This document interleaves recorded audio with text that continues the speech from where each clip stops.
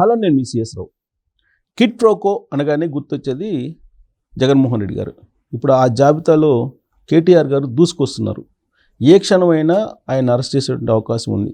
అయితే ACB arrest చేస్తుందా, ED arrest చేస్తుందా, ఏ వ్యవస్థ ఆయన అరెస్ట్ చేసేటువంటి అవకాశం ఉంది అనే దాని మీద విశ్లేషణ చేసుకునేటువంటి ప్రయత్నం చేద్దాం. ప్రస్తుతం మన దగ్గర Congress party senior leader, senior politician, బేసిక్గా అడ్వకేట్ బిఎన్ రెడ్డి గారు ఉన్నారు. ఆయనతో ఇంటారు. నమస్తే. సో కేటీఆర్ గారు అరెస్టు అనేది దాదాపుగా కాంగ్రెస్ పార్టీ ప్రభుత్వాన్ని ఏర్పాటు చేసినప్పటి నుంచి వినిపిస్తుంది. ఇప్పుడైనా చేయగలరా మీ పార్టీ? చూస్తున్నారు కదా, కేసు ఎఫ్ఐఆర్ బుక్ అయింది. కేటీఆర్ గారు ఏం మాట్లాడినో ముందు, ఇప్పుడు ఏం మాట్లాడుతున్నాడో అందరూ జనాలు కూడా చూస్తున్నారు.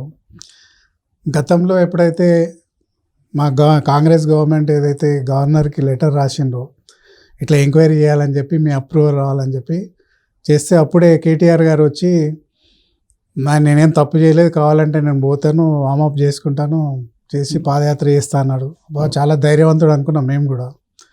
తర్వాత ఎఫ్ఐఆర్ బుక్ కాగానే హైకోర్టుకు పోయిండు క్వాష్కి అని చెప్పి. కాబట్టి క్వాష్కి ఏమైందో మీరు అందరు కూడా చూసిండ్రు. కాబట్టి 200% ఈ కేసులో ప్రైమా ఫేసి ఉందని చెప్పి నిన్న క్వాష్ పిటిషన్లో వాళ్ళు జస్టిస్ లక్ష్మణ్ గారు 4 పాయింట్లని ఆయన మేడౌట్ చేసిండ్రు. ఒకటి, డబ్బులు అనేది without prior permission from the finance department, RBI rules ఎగనెస్ట్గా, తర్వాత ఎలక్షన్ కోడ్ ఉన్నప్పుడు ఏదైతే 46,000 కోట్ల రూపాయలు తరించి అనేది ఒకటి మేడౌట్ చేసిండ్రు. అది ఒకటి. రెండవది ఏంటంటే, ఈయనకు తెలిసే జరిగిందనేది, ఎందుకంటే municipal administration urban development authority ఏదైతే మున్సిపాలిటీ ఉందో, తర్వాత హెచ్ఎండిఏ కూడా మున్సిపల్ మినిస్టర్ కిందకే వస్తుంది. తర్వాత ఫండ్స్ కూడా మున్సిపల్ హెచ్ఎండిఏకి సంబంధించింది. కాబట్టి ఈయన మౌఖిక ఆదేశాలతోటి ఇచ్చినామని చెప్పి ఆల్రెడీ ఎవరైతే అరవింద్ కుమార్ కానీ తర్వాత బిఎల్ఎన్ రెడ్డి కానీ వాళ్ళు చెప్పడం జరుగుతూ ఉంది. నెంబర్ 3 ఏంటంటే, ఈయన కస్టోడియన్లో ఉన్నాయి ఆ డబ్బులు. కాబట్టి ఈయన ఆధ్వర్యంలో పోయినట్టు ఆయన మౌఖికంగా కూడా ప్రెస్ మీట్లో కూడా చెప్పడం జరిగింది. ఏమని, I'm the government, I was the government, నా ఆదేశాలతోటి హైదరాబాద్ ఇమేజ్ పెంచడానికి డబ్బులు పంపించిన, అక్కడ ముట్టినని చెప్పి ఆయన కన్ఫెషన్ చేసిండు. కాబట్టి ఇవన్నిటికి కూడా సూత్రధారి, పాత్రధారి అన్నీ కూడా కేటీఆర్. కాబట్టి 100% ఆయన జైలు పోవడం ఖాయం. కానీ ఆయన ఏమంటున్నారంటే, ఇవాళకి కూడా అసలు అవినీతే లేని చోట అవినీతి జరిగిందని చెప్పి ఎంక్వైరీ ఎట్టేస్తారు అని చెప్పి అంటున్నారు. ఎక్కడ జరిగింది అవినీతి అని అడుగుతున్నారు. అవినీతి అనేది 2 రకాలు ఉంటుందండి. ప్రాపర్టీ అని కానీ, మనీ కానీ కాదు. మిస్కాండక్ట్. నువ్వు స్వేరింగ్ చేసేటప్పుడు ఏమంటావు? Without favour I will discharge my duties అని చెప్పి నువ్వు చేస్తావు. అలాంటప్పుడు నువ్వు ఫేవర్ చేస్తున్నావా, లేకుంటే ఈ యొక్క 46,000 కోట్ల రూపాయలు ఎవరికి ఫేవర్ చేయడానికి ఒక ప్రైవేట్ ఏజెన్సీ, అది 46 కోట్లు ఒక ప్రైవేట్ ఏజెన్సీ. ఇక్కడ రేస్ కోర్స్ ఎంతనో అది కూడా, రేసింగ్ కూడా అంతే ప్రైవేటు. ఇప్పుడు government within the government funds transfer అయినాయంటే అది ఓకే, రేపు నీకు చేయొచ్చు, నాకు చేయొచ్చు. పబ్లిక్ మనీని వితౌట్ ఫైనాన్స్ డిపార్ట్మెంట్ పర్మిషన్ లేకుండా, ఆర్బీఐ గైడ్లైన్స్కి ఎగెనెస్ట్గా నువ్వు చేసినావంటే అదే కదా మిస్కాండక్ట్. కానీ ఒప్పందం ఉంది కదా. ఇప్పుడు ఆ ప్రైవేట్ కంపెనీకి, హెచ్ఎండిఏకి, ఈ ప్రభుత్వానికి మధ్య ఒప్పందం ఉంది కదా.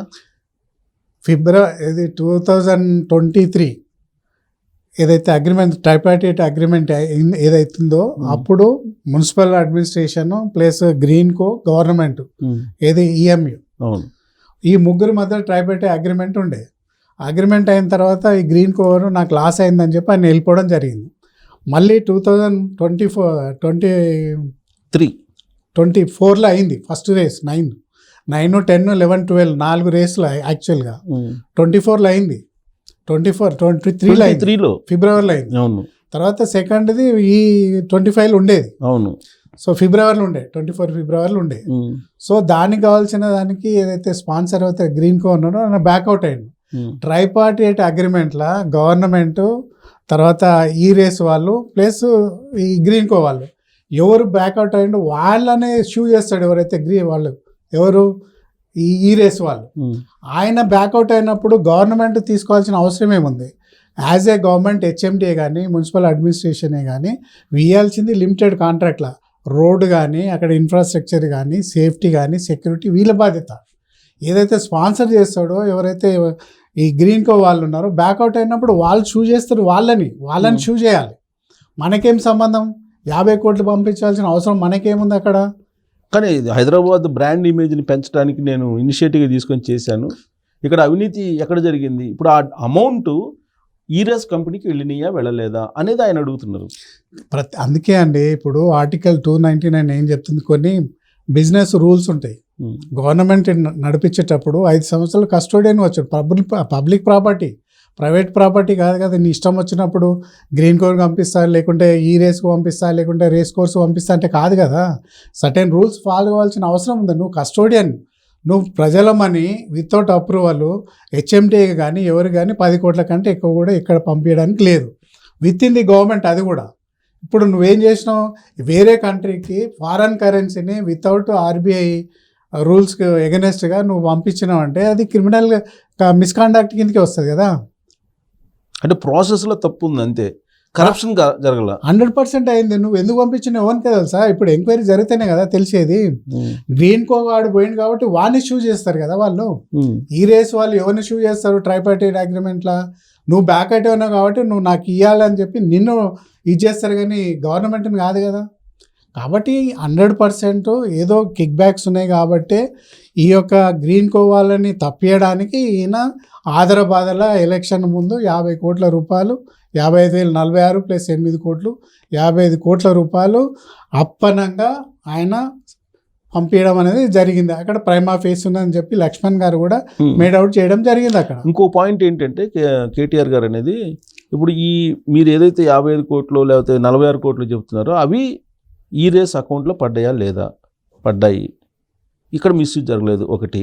2, ఈ కేసు నమోదు చేసినప్పుడు అసలు పార్టీ ఈ రేస్ ఉంది కదా, ఈ రేస్ని ఎందుకు పార్టీ చేయలేదు అసలు ఈ కేసులో? కేవలం అరవింద్ ఆయన బిఎల్ఎన్ రెడ్డి ఆయన A1గా కేటీఆర్ని మీరు ఎలా చేస్తారు? అసలు పార్టీని ఎందుకు చేయలేదు అంటే ఏదో ఒక సందర్భంలో ముఖ్యమంత్రి రేవంత్ రెడ్డి గారు వాళ్ళతో సమావేశం అయ్యారు, సెటిల్మెంట్ రేవంత్ రెడ్డి చేసుకున్నాడు అనేది ఆయన చేస్తున్నట్టు ఆరోపణ.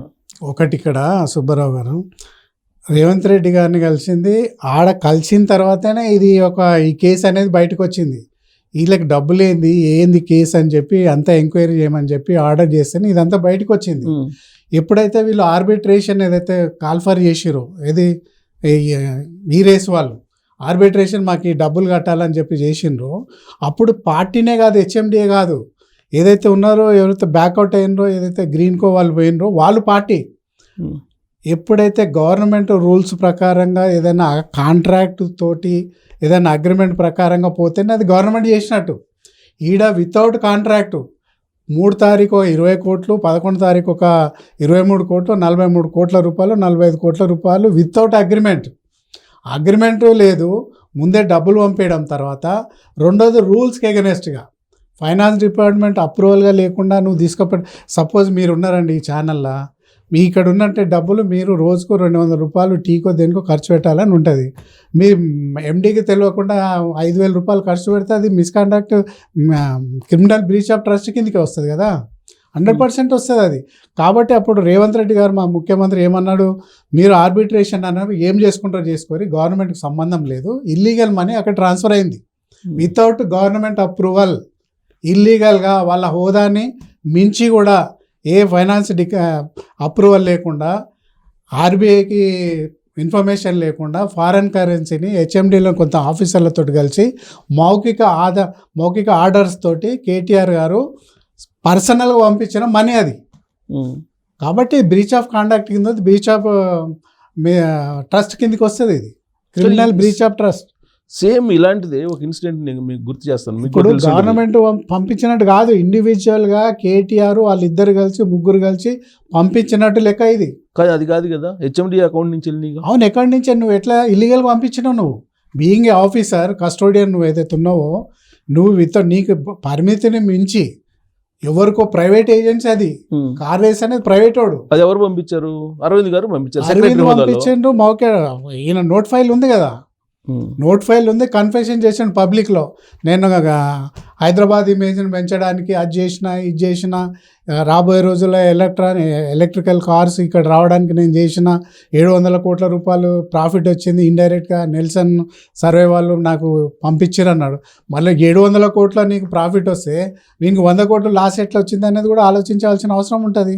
ఇప్పుడు గ్రీన్ కో వానికి క్విడ్ ప్రోకో ఏదో ఉంటేనే కదా నువ్వు. గ్రీన్ కో నెక్స్ట్ జన్ ఈ 2 కంపెనీలు, ఒకటేమో స్పాన్సర్, ఇంకోటేమో ప్రమోటరు.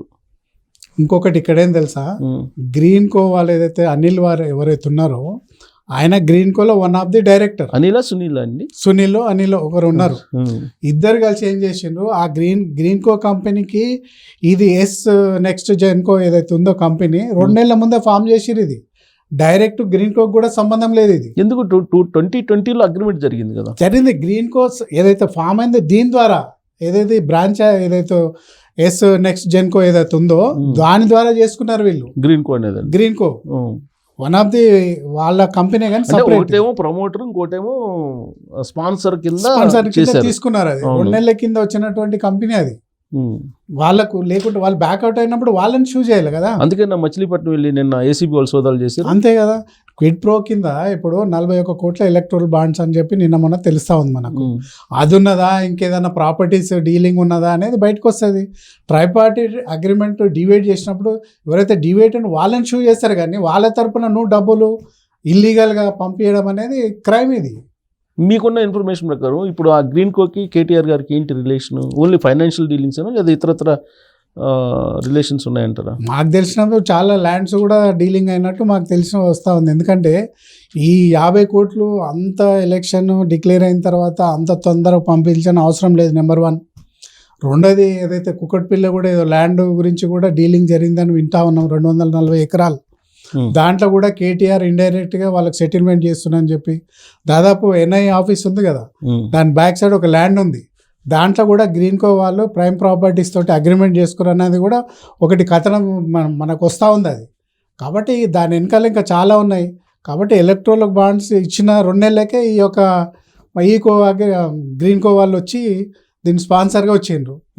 కాబట్టి 100% ప్రైమా ఫేస్ ఉంది. కేటీఆర్ గారు 100% ఫేస్ చేయాల్సిందే. సో కిట్ ప్రోకో అంటే ఈ ఎలక్ట్రల్ బాండ్స్ ఏదైతే ఉన్నాయో పార్టీలు కలెక్ట్ చేసేది, దీని వెనక కిట్ ప్రోకో నడిచింది ఒక గ్రీన్ కో లేదా నెక్స్ట్ జన్ వీటితోటైనా లేదా ఇతర కంపెనీలతో కూడా ఇలానే నడిచింది అంటారా? ఒకటి, ఈ యొక్క కేసుకు గ్రీన్ కో ఇది ఎలక్ట్రల్ బాండ్కు సంబంధం లేదు, అది సపరేట్ ఇష్యూ. ఈ కేసులో మాత్రం 55 కోట్ల రూపాయల గురించి without prior permission from the financial department ఇల్లీగల్గా ఒక ప్రైవేట్ ఏజెన్సీకి పంపించారు. ఇది కేసు. ఓకే. సో ప్రైవేట్గా పంపించారు ఇల్లీగల్గా. గవర్నమెంట్ మనీ అయినప్పటికీ వాడికి ముట్టినప్పటికీ ఆయన కూడా మనకు తెలియదు కదా.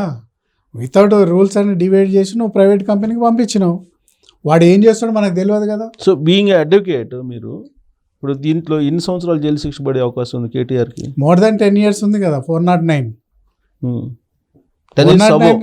100% 409 శాశ్వతంగా రాజకీయాలకి అన్నారు కూడా, అంతేగా మీరు చెప్పేదాన్ని కన్విక్షన్ పడితే అంటే కోర్టులకు పోతాడు, హైకోర్టు అవుతుంది, హైకోర్టు తర్వాత సుప్రీంకోర్టు పోతాడు, టైం గ్యాప్ దొరుకుతుండొచ్చు. తర్వాత 100% అయితే కన్విక్షన్ అవుతుంది, దాంట్లో తప్పించుకున్న సమస్య ఉండదు.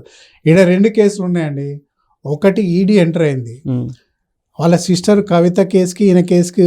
ఈయనది చాలా డేంజరస్, ఆమెది పిఎంఎల్ఏ యాక్ట్ ఒకటే, ప్రివెన్షన్ అనేది మనీ లాండరింగ్ కింద. ఆమె డబ్బులు కిక్ బ్యాక్ తీసుకున్నది, 100 కోట్ల రూపాయలు ఇచ్చిరు అనేది మనీ లాండరింగ్ కింద ఒకటే కేసు. ఇక్కడ మనీ లాండరింగ్ ఉంది ప్లస్ ఫేమా ఉంది, ఫారెన్ కరెన్సీ ఇన్వాల్వ్ అయింది ఇక్కడ. ఓకే. కాబట్టి మనీ లాండరింగ్లో ఏమన్నా బ్లాక్ మనీ పోయిందా లేకుంటే వైట్ మనీ పోయిందా అని అదొక కేసు, ఫేమా కేసు. ఇప్పుడు వీడి 2 కూడా సైమల్టేనియస్గా ఫేమా ఎంక్వైరీ చేస్తుంది, తర్వాత పిఎంఎల్ యాక్ట్ కూడా వాళ్ళు 2 ఎట్ ఏ టైం ఎంక్వైరీ చేస్తారు. ఒక దాంట్లో తప్పించుకున్నా కూడా ఫేమాలో మాత్రం 100% కన్విక్షన్ దొరుకుతుంది. ఎందుకంటే ఇక్కడ ఉన్న మనీని ఫారెన్ కరెన్సీని బయటకు పంపించిందని వాస్తవం. వాళ్ళు తర్వాత ఏం చేసిరు, ప్రైవేట్ ఏజెన్సీకి నీవు సొంత లాభం గురించా లేకుంటే థర్డ్ పార్టీకి లాభం చేయడానికా లేకుంటే ఇండైరెక్ట్ ఇంకోరికా, తర్వాత ఎంక్వైరీలు తేలుతుంది. ఇంకా ఇన్వెస్టిగేషనే స్టార్ట్ కాలేదు. నువ్వు అంత ధైర్యంగా స్టేట్మెంట్ ఇచ్చి నేను ఆడిపోతా ఈడిపోతా నేను కోర్టు పోనీ ఏమన్నావు, నువ్వు ఎఫ్ఐఆర్ బుక్ అయిందో లేదో తెల్లార క్వాష్ పోతివి, క్వాష్ పోయిందో రేపు బెయిల్ కూడా దొరకదు నా పెళ్లి కోర్టులా. ఓకే దొరకదు. కాస్ట్ పోయినందువల్ల కాస్ట్ కొట్టేశారు కాబట్టి. ఒక్కడండి ఇప్పుడు హైకోర్టులో జస్టిస్ లక్ష్మణ్ గారు మేడౌట్ చేసిన 4-5 పాయింట్లు ఈ లెక్క ప్రకారంగా ప్రైమా ఫేస్ ఉంది కాబట్టి నేను ఈ యొక్క కాస్ట్ ని క్లాస్ ని కొట్టేస్తున్నా అని చెప్పిండు. రిజెక్ట్ చేశారు. ఇప్పుడు లోవర్ కోర్ట్ ఏమనుకుంటుంది, కాస్ట్ పెద్ద కోర్టే హైకోర్టే కొట్టేసింది, దీనిలో ప్రైమా ఫేస్ ఉంది అని చెప్పి బెయిల్ కూడా ఇయ్యారు వాళ్ళు. లేట్ ఎంక్వైరీ గో అని చెప్పి చెప్తారు. కాబట్టి వాళ్ళు చేసిరు కాబట్టి ఆదర ఒక తప్పు మీద తప్పు చేసుకుంటా పోతున్నారు. సుప్రీంకోర్టులోకి వెళ్ళారు కదా ఇదే కాస్ట్ మీద. ఏమైతుంది, హైకోర్టుని ఛాలెంజ్ చేస్తూ ఈ మధ్యలో బిఎన్ఎస్ యాక్ట్ 528 సెక్షన్ ప్రకారంగా, పాతది ఐపీసీ 482 అనుకుంటా సెక్షన్ ప్రకారంగా ఏదైతే పబ్లిక్ మనీ కరప్షన్లో ఉన్నదో దానికి ఈ యొక్క క్వాష్ అనేది 99.9% అస్సలే ఇవ్వద్దని చెప్పి రూలింగ్లు ఉన్నాయి. మొన్ననే లాస్ట్ మంత్ అనుకుంటా state of Madras versus Mariya అని మరియా దాసా ఏదో ఉన్నది కేసు. దాంట్లో ఇవాళ ఎఫ్ఐఆర్ అయితే రేపే క్వాష్కి పోతే మద్రాసు హైకోర్టు కొట్టేసింది. ఎఫ్ఐఆర్ని కొట్టేసి ఇమీడియట్గా హైకోర్టు పోతే సుప్రీంకోర్టు పోతే దాన్ని తప్పు పట్టింది. కానీ ఇప్పుడు పబ్లిక్ మనీ ఇన్వాల్వ్ అయిన దగ్గర క్వాష్ అనేది ఇవ్వద్దు యాంటీ కరప్షన్ అనేది రూలింగ్ ఉంది. కానీ ఇప్పుడు ఈ కేసుని చంద్రబాబు నాయుడు గారి కేసు తోటి పోలుస్తున్నారు. చంద్రబాబు నాయుడుది ఇంకా కొద్దిగా చేశారు కదా మంచి కేసు, ఎందుకంటే గవర్నమెంట్ అప్రూవల్ లేకుండా ఒక మాజీ ముఖ్యమంత్రిని చేసిరు అనేది అక్కడ చంద్రబాబు నాయుడు కంటెన్షన్. అంతో దాని మీద దమ్ ఉంది. ఇక్కడ with permission of the governor ఆయన ప్రైమా ఫేస్ ఉందని చెప్పి సాలిసిటర్ జనరల్ తోటి కన్సల్ట్ చేసి ప్రైమా ఫేస్ ఉంది అని చెప్పిన తర్వాతనే ఆయన పర్మిషన్ ఇచ్చాడు గవర్నర్. కాబట్టి ఆ ఆప్షన్ కూడా లేదు ఈయన కేటీఆర్. ఇప్పుడు కాస్ట్లో ఇప్పుడు చంద్రబాబు గారు వేసిన కాస్ట్కి దీనికి ఏంటి డిఫరెన్స్ ఏంటి? చంద్రబాబు నాయుడు గవర్నమెంట్ 17A ప్రకారంగా పర్మిషన్ తీసుకోలేదు అనేది గవర్నమెంట్ అరెస్ట్కి. ఈయన పర్మిషన్ తీసుకొని 20 రోజులు ఆపిండు కదా గవర్నర్ కూడా. 20 days 1 month తర్వాత అన్ని ఆలోచన చేసి అడ్వకేట్ లా డిపార్ట్మెంట్ ఎంక్వైరీ చేసుకొని ప్రైమా ఫేస్ ఉందని చెప్పి అప్పుడు ఎఫ్ఐఆర్కు వాళ్ళు అలౌ చేసారు కదా గవర్నరు. ఇక్కడ ఇంకా బలమైంది ఇంకా. కానీ ఒకటేంటంటే ఈ కేసులో అడుగడుగున అవకాశం ఉన్నప్పుడల్లా చంద్రబాబు గారిని తెర మీదకి తీసుకొస్తున్నారు కేటీఆర్ గారు చాలా వ్యూహాత్మకంగా. ఫార్ములా ఈ రేసు చంద్రబాబు గారు పెడితే అప్రిషియేట్ చేశారు. చంద్రబాబు గారి శిష్యుడు రేవంత్ రెడ్డి గారు నేను పెడితే ఈ విధంగా కేసులు పెడుతున్నారు అని అంటున్నారు. Chandrababu Naidu case entirely different అండి. ఫారెన్ కేసు కాదు, కంపారిజన్. అప్పుడు ఆయన ఈ రేస్ పెట్టారు. రేస్ పెట్టినప్పుడు మీరు అప్రిషియేట్ చేశారు కదా. అప్పుడు ఆ గవర్నమెంట్లో ఉన్నారు కదా రేవంత్ రెడ్డి గారు తెలుగుదేశం పార్టీలో సపోర్ట్ చేశారు కదా. ఇప్పుడు వ్యతిరేకిస్తున్నాడు అని అంటారు ఆయన. అవునండి, ఎప్పుడే కానీ సెంటర్ సిటీలో పెట్టడం అనేది చాలా దుర్మార్గం. ఆయన ఎక్కడ చేసిండు, తన కాజాగూడలో ఎక్కడో 400 ఎక్వైరీ చేసి అక్కడ పర్మనెంట్ సెటప్ పెట్టాలని చెప్పిండు. నీలాగా ఉన్న ర్యాక్నే రోడ్లనంతా మూసేసి పబ్లిక్ ఇన్కన్వీనియన్స్ చేసి మొత్తం కోట్ల రూపాయలు హెచ్ఎండి 12 కోట్లు 20 కోట్లు ఖర్చు పెట్టి మళ్ళీ ఇప్పుడు ఉందా చూడండి, ఇక్కడ ఏం లేదు కదా. రేస్ కాగానే తీసి పడేసారు టెంట్లు వేసినట్టు. కాబట్టి ఆయన చేసింది వేరు. ఇప్పుడు ఇంకొకటి చెప్తానండి, ఈయన నా తప్పు లేదు మీరు అన్నారు కదా, ఇప్పుడు నా తప్పు లేదు డబ్బులు అక్కడ ముట్టినాయి నేను 5 పైసలు. నేను ఒక ఎగ్జాంపుల్ చెప్తాను. నేను కరప్ట్ ఒక ఇంజనీర్ని అనుకోండి, చీఫ్ ఇంజనీర్, మీరు ఒక కాంట్రాక్టర్, మీరు యంగ్స్టారు ఎర్రబుర్ర ఉన్నారు యంగ్స్టర్ కాబట్టి ఒకసారి ఒక బిల్ తీసుకొని వచ్చి పాస్ చేయమని అంటారు. నాకు ఒకటి తెలుసు, ఈ పిల్లగాడు మంచిగా ఉన్నాడు, నాకు ఒక కూతురు ఉంది అనుకోండి. నేను చేసి ఈ పిల్లగాడు మంచిగా ఉన్నాడు నాకు కూతురు ఇద్దామని చెప్పి నాకు ఒక బ్యాడ్ ఇంటెన్షన్ ఉందనుకోండి, వితౌట్ ఏం తీసుకోకుండా అప్రూవల్ చేస్తుంటాడు. అదే అదునుగా ఆ పిల్లోడు ఏం చేస్తాడు, చేయని పనిలో కూడా బిల్ పెడతాడు, వీడి శాంక్షన్ చేస్తూ ఉంటాడు. అంటే నీ మోటివ్ ఉంది కదా ఇక్కడ. నువ్వు డబ్బులు తీసుకోకున్నా కూడా నీ బ్యాడ్ ఇంటెన్షన్ తోటి వచ్చిన బిల్ అని నువ్వు శాంక్షన్ చేస్తూ ఉన్నాడు, థర్డ్ పార్టీ పోయింది. కాబట్టి నువ్వు చేయకున్నా కూడా నీ ద్వారా మూడో పార్టీ బెనిఫిట్ అయినా కూడా you are the victim. So అదే కిట్ ప్రోకో 100%. కిట్ ప్రోకో వేరు. మళ్ళా నువ్వు 100% నువ్వు కూడా ఇన్వాల్వ్, కాన్స్పిరసీ ఉంది కదా అక్కడ, నీ ఇంటెన్షన్ ఉంది, నీ యొక్క మోటివ్ ఉంది ఇక్కడ, నీ యొక్క సెల్ఫిష్నెస్ ఉంది ఇక్కడ. కాబట్టి నేను డబ్బులు తీసుకుంటేనే ఇది అవుతుంది, ఆ డబ్బులు తీసుకున్నాడు ఎస్ నువ్వు డబ్బులు తీయడానికి కూడా తీసుకున్నావు పంపించినావు, నీకేదో లాభం జరిగిందిగా ఇక్కడ, నీ అది కూడా వస్తుంది కదా, సర్వీస్ కూడా వస్తుంది. కాబట్టి 100% అలాంటిది ఏం లేదు. నేను పబ్లిక్ రిప్రజెంటేటివ్ కాదు, నేను ఎంప్లాయీని కాదంటే ఎవరైతే పబ్లిక్ మనీని శాలరీ రూపాన కానీ ఆనరోరియం రూపాన కానీ అది కరప్షన్ యాంటీ కరప్షన్ కిందకి వస్తారు ఎవరైనా సరే. కార్పొరేటర్ కూడా శాలరీ తీసుకుంటాడు కాబట్టి కరప్షన్ కిందకి వస్తాడు. కాకపోతే ఎంప్లాయీస్నే ఎప్పుడు చేస్తారు కాబట్టి ఎవరు ఇనిషియేట్ చేస్తలేరు. ఎమ్మెల్యే కూడా comes under anti corruption act. వస్తారు కదా, కాబట్టి శాలరీ బేస్. మన పబ్లిక్లో ఏముంటుంది అంటే ఓన్లీ గవర్నమెంట్ ఎంప్లాయీస్ని తీసుకుంటే కరప్షన్ కింద ఆయన సస్పెండ్ చేసి అంటారు. కానీ వీళ్ళని కూడా సస్పెండ్ చేయొచ్చు, కరప్షన్ చేసినప్పుడు వీళ్ళని కూడా చేయొచ్చు. యాజ్ లాంగ్ యాజ్ పబ్లిక్ మనీని శాలరీ రూపాన కానీ ఆనరోరియం రూపాన కానీ తీసుకున్న అన్ని రోజులు పబ్లిక్ రిప్రజెంటేటివ్ ఉన్నాం. కానీ మీరు ఎన్ని చెప్పినా కేటీఆర్ గారు కడిగిన ముత్యంలాగా బయటకు వస్తారని చెప్పి హరీష్ రావు గారు అండ్ బీఆర్ఎస్ పార్టీ లీడర్లు అంటున్నారు.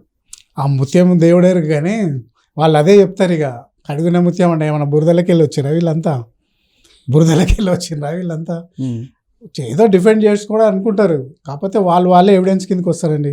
నేను ఒకటి చెప్తాను, మొన్న మీటింగ్కి వచ్చిండు ఏసీబీ ఆఫీస్, ఏది ఎంక్వైరీకి వచ్చిండు. అక్కడ ఆపింది ఎవరండి, అక్కడ లా అండ్ ఆర్డర్ ఏసీపీఓ సిఓ ఆపిండు. సార్ మీరు ఒక్కరే పోవాలి అని పోనేది. అక్కడ లోపలికి పోయిన తర్వాత ఇన్వెస్టిగేషన్ ఆఫీసర్ని రిక్వెస్ట్ చేస్తే అలౌ చేసేవాళ్ళు లేదు. అక్కడ కూర్చొని డ్రామా చేసి గంట సేపు నువ్వు ఇన్వెస్టిగేషన్కి కోఆపరేట్ చేయకుండా నువ్వు తిరిగిపోయినావంటే రేపు కోర్టు ఇవన్నీ కూడా పారామీటర్స్ తీసుకుంటుంది. ఈయన ఎట్లాగో అక్కడ ఇంటర్మీడియట్ ఆర్డర్ ఉంది కాబట్టి ఈయన కావాలని అక్కడి నుంచి వెళ్ళిపోయింది అని చెప్పి ఇన్వెస్టిగేషన్ ఆఫీసర్ దగ్గర పోయి నాకు కావాలని చెప్పి అడిగితే అలౌ చేసినో లేదు తర్వాత సంగతి కదా. ఈరోజు ఏమైంది, హైకోర్టుకు పోయినావు, మళ్ళీ నాకు అడ్వకేట్ కావాలని అలౌ చేయలేదు, రిజెక్ట్ చేసేసింది. ఈరోజు వితౌట్ అడ్వకేట్ విచారణకు హాజరు కావాలని చెప్పింది. ఇప్పుడే కానీ అరెస్ట్ అయిన వాళ్ళకి కస్టడీ తీసుకున్నప్పుడు అలౌ చేస్తారు అది, అంతే తప్ప ఎంక్వైరీకి వచ్చినప్పుడల్లా ఒక అడ్వకేట్ని తీసుకొని. ఇంకొకటి అండి, ఈయన ఫారెన్లో చదువుకున్నాడు కదా, బీయింగ్ ఇప్పుడు అపోజిషన్ లీడర్ ఈయన, ఫాదర్ వస్తలేడు కాబట్టి, కేసీఆర్ వస్తలేడు కాబట్టి అసెంబ్లీలో కూడా ఆయన అపోజిషన్ లాగా చేస్తున్నారు. ఒక ఎమ్మెల్యేగా ఉండి, ఒక ఎక్స్ మినిస్టర్గా ఉండి, ఒక అపోజిషన్ లీడర్గా ఉండి, ఒక పార్టీకి వర్కింగ్ ప్రెసిడెంట్గా ఉండి, ఒక ఆఫీసర్ దగ్గర పోయి ఒక ఇంటర్వ్యూ ఫేస్ చేయలేవా, నువ్వు ఎంక్వైరీని ఫేస్ చేయలేవా? రెండోది సుబ్బారావు గారు అడ్వకేట్ని ఇచ్చిన కూడా బయట కూర్చోబెడతారు, ఆయన దూరంగా కూర్చోబెడతారు, బయట కూర్చోబెడతారు. అంటే థర్డ్ డిగ్రీ లాంటిది ఏదైనా మ్యాన్ హ్యాండిల్స్ ఉంటాయేమో అనే ఉద్దేశం కదా. 5 నిమిషాలకు 10 నిమిషాలకు వచ్చి ఏమన్నా నిన్ను బెదిరిస్తున్నాడా లేకుంటే ఏమన్నా కొడుతున్నాడా అని చెప్పి వచ్చి అడిగి పోవాల్సిందే. అంతేగాని సైకిల్ చేయడానికి చూడడానికి ఏముండదు అక్కడ, నువ్వు లోపల చేసుకోవాల్సిందే. సో ట్రాన్స్ఫర్ చూడటానికి లేదు, ఏముండదు అక్కడ. నువ్వు 5 నిమిషాలకో 10 నిమిషాలకో 3-4 గంటలు జరుగుతుంటుంది. Every half an hour door తీసి అడగవచ్చు, ఏమి కేటీఆర్ గారు ఏమన్నా బెదిరిస్తున్నారా లేకుంటే కొడుతున్నారా అని అడగడానికి ఉంటుంది తప్ప ఎంక్వైరీ ఇది ఒక ఇన్వెస్టిగేషన్ దాంట్లో వచ్చి ఆన్సర్ చేయడానికి కానీ సైగల్ చేయడానికి ఏమి ఉండదు. ఎందుకు కేటీఆర్ గారు అంతగానో నాకు అడ్వకేట్ కావాలని భయపడుతున్నా అంటే 100% ఆయన ఇరికింది కాబట్టి ఆ విధంగా భయపడతా ఉన్నాడు. ఆయన ఏదైతే మాటలు మాట్లాడుతుండో చేతులలో లేదు అది. కానీ అరెస్ట్ అయితే ఏమవుతుంది, నేను అక్కడి నుంచి జైలు నుంచి బయటకు వచ్చి ఫుల్ పవర్ తోటి నేను మళ్ళీ వస్తాను చూపిస్తాను. అలాంటప్పుడు ఫేస్ చేయొచ్చు కదా ఇన్వెస్టిగేషన్. మొన్న ట్వీట్ చేశారు కదా. అవును, ట్వీట్ చేస్తాడు. ఇప్పుడు ఇన్వెస్టిగేషన్ ఫేస్ చేయొచ్చు కదా, భయం ఎందుకు నీకు? తప్పు చేయనప్పుడు భయం ఎందుకు? వాళ్ళు అడిగిన దానికి సమాధానం చెప్పు. నేను పంపించలేదు, క్విడ్ ప్రోకో లేదు, నాకు సంబంధం లేదు, అదే చెప్పు. అడిగేది కూడా అదే కదా వాళ్ళు అడిగేది. నీకు అడ్వకేట్ కావాలి లేకుంటే నేను పోనీ చిన్నపిల్లలాగా డ్రామాలు చేసాడు ఎందుకు? మరి 100% చేయొచ్చు కదా. నువ్వు ఆల్రెడీ నీకు తెలుసు తప్పు చేసినావని తెలుసు, ఎలక్షన్ కోడ్ ఉందని తెలుసు, ఇవన్నీ డివైడ్ చేసినావని తెలుసు. కాబట్టి నువ్వు 100% ఇరికినావు కాబట్టి ఆ విధంగా భయపడుతున్నావు. ఒక ఏసీపీని ఇంత చదువుతావు, ఇంత మాట్లాడుతావు, ఇంత నాలెడ్జ్ ఉందంటావు, కేసీఆర్ రక్తం అంటావు, నేను ఏదైనా ధైర్యంగా ఉంటామంటావు. గతంలో రేవంత్ గారిని ద్రోణ్ ఎగిరేసిన దాంట్లో చేస్తానికి ఏమవుతుంది? నువ్వు ఇన్నోసెంట్ అయితే నువ్వు బయటపడతావన్నా కదా, మరి ఇప్పుడు ఏమో అయితలేదు. నువ్వు ఇప్పుడు ఎందుకు భయపడుతున్నావు? ఇదంతా కక్ష సాధింపు చర్యలు అనే వాళ్ళకి ఏం చెప్తారు? కక్ష ఏముందండి, పైసలు పంపించలేదా నువ్వు? వితౌట్ ఫైనాన్షియల్ ఇప్పుడు నువ్వు పంపించలేదా? ఈరేస్ చేయలేదా? Triparty of the agreement biparty agreement చేయలేదా? అంటే నువ్వు కక్ష ఏముంది అక్కడ? కక్ష ఏముంది? ఏమన్నా పొలిటికల్ కేసా ఇది? పొలిటికల్ కేసు అంటే కక్ష. నువ్వు 50 కోట్లు పంపించిన అంటావు, ఇమేజ్ పెంచిన అంటావు. ఇమేజ్ పెంచినప్పుడు ఇమేజ్ పెంచిన ధైర్యంగా ఉండు. నీ కోర్టుకి ఎందుకు కూరుకుతున్నావు? సుప్రీంకోర్టుకి ఎందుకు కూరికినావు? మళ్ళీ న్యాయస్థానంలో న్యాయం జరిగిద్ది, న్యాయాన్ని నేను నమ్ముతున్నా, రూల్ నమ్ముతున్నా కదా అని అన్నారు కదా. ట్వీట్లో కూడా రాజ్యాంగాన్ని నమ్ముతున్నా కదా, లాని నమ్ముతున్నా కదా. లాని డివియన్కి ఎందుకు చేసినావు నువ్వు? మరి చేయలేదు అంటున్నారు కదా. చేయలేదు, అప్రూవల్ చేయలేదు. నరేంద్ర మోడీ గారు అలాగే రేవంత్ రెడ్డి గారు ఇద్దరు కలిసి కాంగ్రెస్ బీజేపీ కుట్రబన్ని చేస్తున్నారు. ఇది ఎక్కడి నుంచి స్టార్ట్ అయిందంటే గవర్నర్ దగ్గర నుంచి పర్మిషన్ తీసుకోవడం దగ్గర నుంచి నరేంద్ర మోడీ గారు రేవంత్ రెడ్డి గారు ఇద్దరు కలిసి కుట్ర చేస్తున్నారు. పొలిటికల్ స్టేట్మెంట్ ఏదైనా ఇవ్వచ్చండి, పొలిటికల్ స్టేట్మెంట్ ఏదైనా ఇవ్వచ్చు. నువ్వు చేయనప్పుడు నీకు భయం ఎందుకు? నువ్వు అన్ని ఇమేజ్ పెంచుతాను, నాకేం సంబంధం లేదు, ఫ్రీగా తిరుగు, ఏం కాదు, నీకు ఏమయ్యేది ఉంది? నువ్వు క్వాష్కి పోయే బదులు బెయిల్ పోతే బెయిల్ వచ్చేది నీకు, ముందస్తు బెయిల్. అంతే కదా. ఇప్పుడు 100% లక్ష్మణ్ గారి 35 పేజీలల్లో మంచిగా ఇరికిచ్చిండు. ఎందుకు నేను డిస్మిస్ చేస్తున్నా ఈ క్రిమినల్ పిటిషన్ని? ఒకటే మాటతో అన్న, మా ఫ్రెండ్స్ ఉన్నారు హైకోర్టులో, ఒకటే మాట, క్రిమినల్ పిటిషన్ని డిస్మిస్ చేస్తున్నా అని చెప్పిండు. ఒకటే ఫస్ట్ పిటిషన్ని, క్రిమినల్ క్వాష్ పిటిషన్ నేను డిస్మిస్ చేస్తున్నా అన్నాడు. కనీసం 10 రోజులు ఎక్స్టెన్షన్ చేయండి ఇంటర్వ్యూ ఆర్డర్ అంటే కూడా అలో చేయలేదు ఆయన. ఎప్పుడైతే నువ్వు బెయిల్కి పోతే ఇవన్నీ ఉన్నాయి. బెయిల్ పోతే ఏమడుగుతారు? 3 అడుగుతారండి యాంటిసిపేటెడ్ బెయిల్ పోతే. ఒకటి, బయటికి పారిపోతాడా లేదా, రెండేది ఈయన ట్యాంపరింగ్ చేస్తాడా ఎవిడెన్స్ని, మూడోది ఏమన్నా విట్నెస్ని ఇన్ఫ్లుయెన్స్ చేస్తాడా. 3 చేయలేడు కాబట్టి, ఒకటి బయటికి పారిపోలేడు, రెండోది గవర్నమెంట్ లేదు కాబట్టి ట్యాంపరింగ్ చేయలేడు, బెయిల్ వచ్చేది. నువ్వు క్వాష్కి ఎందుకు పోయినావు నువ్వు? కాబట్టి 100% ఆయన ఓవర్ తెలివితోటి, అధిక తెలివితోటి ఆయన ఇరుక్కుంటూ పోతా ఉన్నాడు. కానీ నిజంగా ఇప్పటికైనా మీరు అరెస్ట్ చేస్తారా? మేము అరెస్ట్ చేసినాం అంటే మీ గవర్నమెంట్, ఏసీబీ అంటే రాష్ట్ర ప్రభుత్వ ఆధీనంలో ఉండే సంస్థగా, మేము చేయకుండా ఈడీ చేస్తుంది.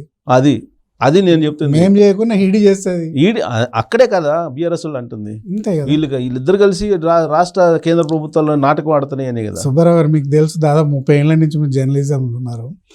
బీజేపీ కాంగ్రెస్ కలిసి పనిచేసిన ఎప్పుడన్నా దాఖలా ఏ రాష్ట్రంలో కానీ ఏ గెలిని ఉన్నాయా? లేదు. కానీ తెలంగాణ ఉందంటున్నారు కదా. చూపియండి ఎక్కడన్నా. అంటే గవర్నమెంట్ ఉన్నప్పుడు రాష్ట్ర ప్రభుత్వం కేంద్ర ప్రభుత్వంతో మాట్లాడి పనులు చేయాల్సిన అవసరం ఉంది. నువ్వు ఉన్న 10 రోజులు ఉండి సెంట్రల్ గవర్నమెంట్లో 1000 కోట్ల రూపాయలు తీసుకోరాక గవర్నమెంట్ అంతా నాశనం చేసినావు, తెలంగాణని అంతా. ఈరోజు మనకు రావాల్సిన పోయి రేవంత్ రెడ్డి గారు కొట్లాడి తెచ్చుకుంటున్నాడు. దాని తప్ప అది? ఇప్పుడు ఫెడరల్ గవర్నమెంట్లో రాష్ట్రాలు సెంట్రల్ గవర్నమెంట్తో మాట్లాడుకొని తెచ్చుకోవాలి. ఇప్పుడు రాజకీయం ఎప్పుడు కాదు కదా, డెవలప్మెంట్ అప్పుడు మనకు కలిసి పనిచేయగానే అయిపోయిందా రేవంత్ రెడ్డి? అంటే పెద్దన్న అన్నాడు కాబట్టి పెద్దన్న. ఇప్పుడు సెంట్రల్ గవర్నమెంట్ పెద్దన్ననేమో ఎవరికైనా కూడా. ఇప్పుడు కాంగ్రెస్ గవర్నమెంట్ ఉంది, అక్కడ బీజేపీ గవర్నమెంట్ ఉంది. సెంట్రల్ అన్నప్పుడు పెద్దనే కదా, రాష్ట్రాలు చిన్ననే కదా. ఒక్కొక్కరి భాష ఒక తీరు ఉంటుంది, అంతే తప్ప. అంటే మీరు అరెస్టులు చేసి అందరినీ వాళ్ళని ఏదో మీ వైపు తిప్పుకునే ప్రయత్నం చేస్తున్నారు అనేది వాళ్ళు, అల్లు అర్జున్ దాన్ని ఉదాహరణగా చెప్తున్నాడు. కేటీఆర్ అల్లు అర్జున్కి ఏ విధంగా ఆయన సపోర్ట్ చేశాడో మనం చూసాం. అల్లు అర్జున్ అరెస్టు ఇవన్నీ చెప్పి అరెస్టులు చేసి ఏదో ఈయన ఏదో భయపించాలన్నారు, ప్రభుత్వం నిలబెట్టుకోవాలనుకుంటున్నాడు, ఈ ప్రభుత్వం నిలబడదు అని చెప్పి అంటున్నాడు ఆయన. ఒకటి, ఇది ప్రాంతీయ పార్టీ కాదు, నేషనల్ పార్టీ. రేవంత్ రెడ్డి గారు ఒక్కరే నిర్ణయం తీసుకోరు. చంద్రబాబు నాయుడు తీసుకున్నట్టు, లేకుంటే కేసీఆర్ తీసుకున్నట్టు. ఇక్కడ అధిష్టానం ఉంటుంది, ఢిల్లీలో హైకమాండ్ ఉంటుంది. ఇక్కడ కూడా 10 మందితోటి డిసిషన్ తీసుకున్న తర్వాతనే చేస్తారు ఏదైనా కూడా. ఇప్పుడు మన వైఎస్ఆర్సీపీ జగన్మోహన్ రెడ్డి ఉన్నారు, చంద్రబాబు నాయుడిని ఎట్లా అరెస్ట్ చేసిండు? వితౌట్ గవర్నమెంట్, మీలాగానే కేసీఆర్ కేటీఆర్ లాగానే మనమాని చేసి వితౌట్ అప్రూవల్ తీసుకొని పోయి కావాలని, అది విక్టిమైజేషన్ అంట, పొలిటికల్ వెండెంట్ అంటారు. ఇక్కడ నువ్వు ఎక్కడ రేవంత్ రెడ్డి గారు కానీ, ముఖ్యమంత్రి కానీ, కాంగ్రెస్ గవర్నమెంట్ కానీ ప్రొసీజర్ ప్రకారంగానే పోతుంది. 1 నెల రోజుల తర్వాత అప్రూవల్ ఇచ్చింది గవర్నర్. ప్రొసీజర్ ల్యాబ్స్ ఎక్కడ లేవు. నువ్వు ప్రొసీజర్ ల్యాబ్స్ చేసి నువ్వు ఈరోజు ఇరుక్కున్నావు. సరే, నువ్వు ఆ డబ్బులు తర్వాత నీకు క్విడ్ ప్రోకో దగ్గర 41 కోట్లు వచ్చినాయా రాలేదా అనేది ఎంక్వైరీ తెలుస్తుంది కదా. ఎఫ్ఐఆర్లో ప్రైమరీ ఉంటుంది. నువ్వు డబ్బులు పంపించినావు, అప్రూవల్ ఉందా? లేదు. ఫైనాన్షియల్ అప్రూవల్ ఉందా? లేదు. 10 కోట్ల కంటే ఎక్కువ పంపించద్దు కదా, నువ్వు 46 కోట్లు ఎట్లా పంపించినావా? ఇవన్నీ ప్రైమా ఫేస్ ఉంది కాబట్టి ప్రాథమిక దర్యాప్తు చేయడానికి ఫిట్ కేసు అని చెప్పి ఈరోజు హైకోర్టు కూడా క్లియరెన్స్ ఇచ్చింది. సో ఇప్పుడైతే మీకు అరెస్ట్ చేసే ధైర్యం లేదని ఆయనే చెప్తున్నాడు కేటీఆర్ గారు. ఈడీని పురమాయించారు, ఈడీకి కంప్లైంట్ చేశారు, ఈడీ వచ్చింది అని చెప్పి చెబుతున్నారు. ఒకవేళ చేస్తే అరెస్ట్ ఈడీ చేయాల్సిందే, కానీ మీ ప్రభుత్వానికి ధైర్యం లేదు అనేది వాళ్ళ అభిప్రాయం. ఒకటండి, ఈడీ కూడా ఎఫ్ఐఆర్ లేని రారండి. ఇక్కడ మనీ లాండరింగ్ ఉందా లేకుంటే ఫేమా ఉందా అనేది 2 ఎస్టాబ్లిష్ చేసుకొని వచ్చిరు వాళ్ళు. అయితే అది ఏసీబీ వాళ్ళు. ఈడ కంప్లైంట్ ఇచ్చింది ఎవరు చెప్పండి? పొలిటికల్ లీడర్ ఇవ్వలేదు, జనరల్ పబ్లిక్ ఇవ్వలేదు. ఎవరు ఇచ్చిండ్రు? ఒక ప్రిన్సిపల్ సెక్రటరీ దానకిషోర్ గారు ఇచ్చిండు, మున్సిపల్ అడ్మినిస్ట్రేషన్. నీ కింద పనిచేసిన ఆయన ఇచ్చిండు, ఒక రెస్పాన్సిబుల్ ఐఏఎస్ ఆఫీసర్ ఇచ్చిండు. పొలిటికల్ ఎట్లయితే చెప్పండి? లేదు, బిఎన్ఎడ్ లేకుంటే XYZ పొలిటికల్ లీడర్లు ఇచ్చిందంటే పొలిటికల్గా ఉంటుంది. నువ్వు ఒక ఐఏఎస్ ఆఫీసర్ ఏముంటుంది నీ మీద కక్ష చెప్పండి? నీ కింద 10 ఏళ్ళు నీ కింద పనిచేసినటువంటి ఒక ఐఏఎస్ ఆఫీసరు, నీ కింద ప్రిన్సిపల్ సెక్రటరీ చేసినట్టు ఒక ఐఏఎస్ ఆఫీసర్, నీ మీద ఏముంటుంది? ఎవరో ఇవ్వలే కదా. ఇప్పుడు కోర్టు కూడా అదే చెప్పింది లక్ష్మణ్ గారు. ఉమ్. ఏదో మామూలు ఎవరో కంప్లైంట్ ఇవ్వలేదు దీని గురించి, ఎంక్వైరీ కావాలని చెప్పి ఒక ఐఏఎస్ ఆఫీసర్ ప్రిన్సిపల్ సెక్రటరీ ఇచ్చింది కాబట్టి దీంట్లో ప్రైమరీ ఫేస్ ఉందని చెప్పి ఆయన కూడా ఒక మేడౌట్ చేసిండు కదా. కాంగ్రెస్ పార్టీ గవర్నమెంట్ ఏర్పడి సంవత్సరం పైన అవుతుంది. అవును, ఈ సంవత్సర కాలంలో టేకప్ చేసినటువంటి కేసులు చాలా ఉన్నాయి. ఫోన్ ట్యాపింగ్ దగ్గర నుంచి, కాళేశ్వరం దగ్గర నుంచి, విద్యుత్ ఒప్పందాల దగ్గర నుంచి చాలా నడుస్తున్నాయి ఎంక్వైరీలు. ఇప్పుడు తాజాగా ఈ రేసుకు సంబంధించి వీటిలో ఏది కూడా ఒకటి కూడా మీకు కంక్లూజన్ తీసుకురాలేకపోయారు 1 yearలో. రాబోయే రోజుల్లో కూడా మీరు తీసుకురాలేదు అనేది ఇప్పటికి కూడా బీఆర్ఎస్ పార్టీ వాళ్ళు అంటున్నారు.